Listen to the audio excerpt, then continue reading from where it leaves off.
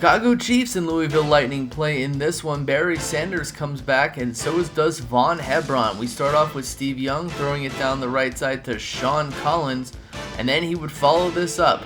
He's the other running quarterback besides Randall Cunningham as he runs into the end zone for the touchdown, 7-point lead. Jim McMahon throws it down the right side, already in Lightning territory. The Hall of Famer John Taylor catches it for the touchdown. It's a tied ball game. Gary Clark catches it down the left side, gets to the 1, and Neil Anderson vultures off of him for the touchdown. It's a 7-point contest. Jim McMahon would throw it down the right side again to his Hall of Fame receiver John Taylor. He dives to make the catch and then gets tackled at around the 36, but he would get injured and he would get subsequently replaced by Tim McGee, but not so fast because Tim McGee would catch this touchdown, which would be a big splash for the Chiefs as they tie the game. Steve Young has his fullback running a streak play. It's Gary Anderson, and this would lead to a Pat Leahy field goal. It is 17-14 at halftime. Steve Young throws it down the right side to Sean Collins, who dives to make the catch, making it to around the 15-yard line.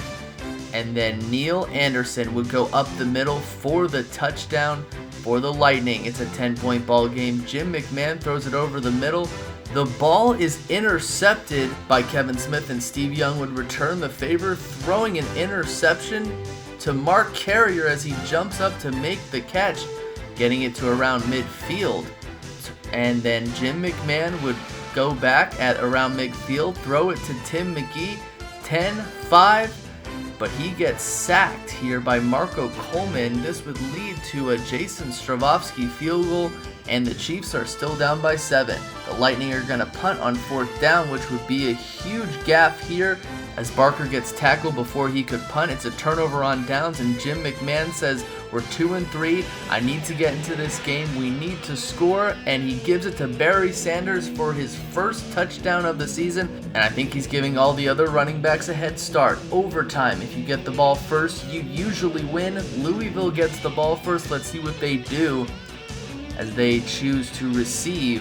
Neil Anderson gets the handoff up the middle, bobs and weaves around defenders. Nobody could catch him until he gets into Chiefs territory, and Pat Leahy will attempt the field goal here. The ball is at around the 18. The ball is spotted at the 24. The ball is up, and it is good as the Lightning win the game 27-24. The Lightning are 5-1.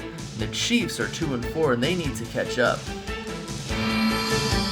The 4-1 Boise Colts host the 1-4 Las Vegas Gamblers. Mike Rozier would come back for the Gamblers.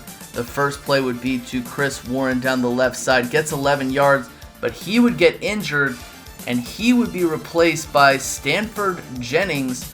The running back group for the Colts is obliterated right now, and Chris Miller rolls out, throws it over the middle to Keith Jackson. He dodges defenders. Alfred Williams would sack Chris Miller, and then on 3rd down, Chris Miller would be sacked by Glenn Montgomery, and then the Colts take over. Jeff Hostetler throws it down the right side to Sergeant Slaughter, and Sergeant Slaughter dives for the catch. Jeff Hostetler throws the skinny over the middle to Ben Wintercoats, and he dresses the end zone with that celebration. Chris Miller needs to get the Gamblers on the board. Drew Hill catches the ball over the middle to around the 30-yard line, and then Chris Miller backs up, throws it over the middle to Mike Rozier, who came back from injury recently, and he gets the touchdown, tying the game up. Chris Miller would roll out on the Gamblers' next drive. He would get tackled. It's a fumble. Ball's recovered by Alfred Williams, and this would lead to a Dean Biasucci-made field goal. It's 10-7 in favor of the Colts.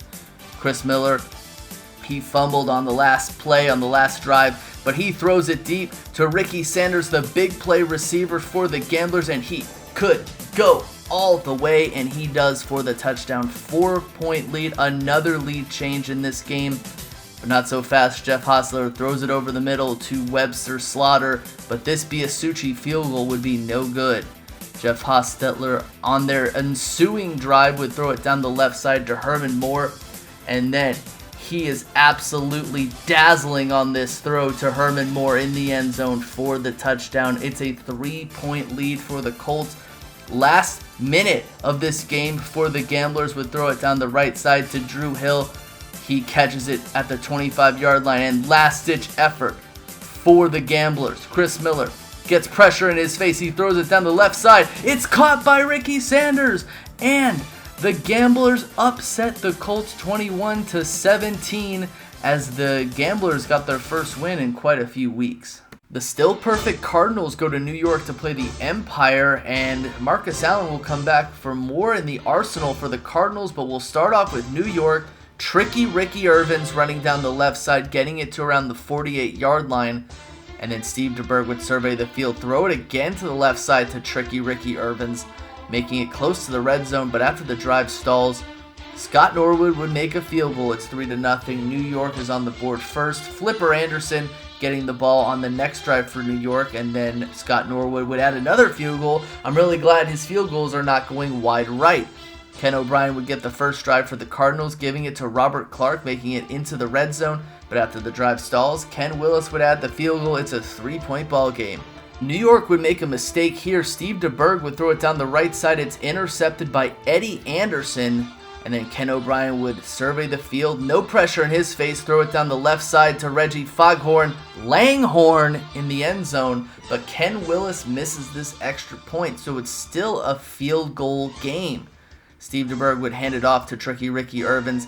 Tricky Ricky Irvins has really excelled as the main runner on the New York Empire, but the best defense in the BTFL gets another one, a sack for the Cardinals, and then New York is forced to punt. Marcus Allen would get into this game eventually, catching a ball over the middle, getting it into the red zone of New York, and then would get the flip to the left, then the right, and then the left again. He gets his first touchdown in quite a few weeks.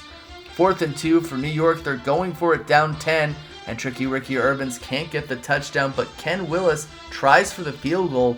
It's no good. Steve DeBerg, he needs to get more points for New York, throws it down the left side, the streak route to Tricky Ricky Irvins, and then Steve DeBerg would throw it into the red zone to Mitchell, his tight end, and then another one to one of his favorite receivers, Mike Sherrard, getting it to the 2, and then Dexter Carter would vulture that off the touchdown.